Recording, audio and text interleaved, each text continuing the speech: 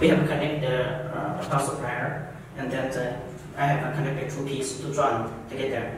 You can see that this is RGB. This is red color. This is green color. This is blue color.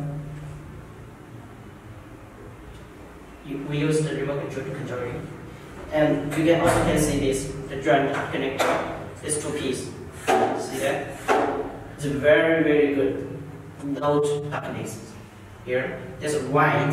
You can see this one. This is the upper part. This white weight design. This model is the upper the aluminum. You can see, very good. You see, this is the arrow shape, the connection. Can you see that? This one, this connector is very good. This is very good. No darkness. Very good. You see?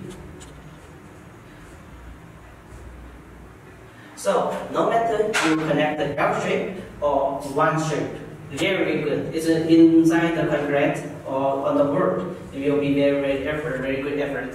So it's a good product for you to use in our present, or you can use it in the supermarket, the gate, on mall, on the ground, and outside the plaza, or any and so on. Many places, this product is widely used. So it's very good.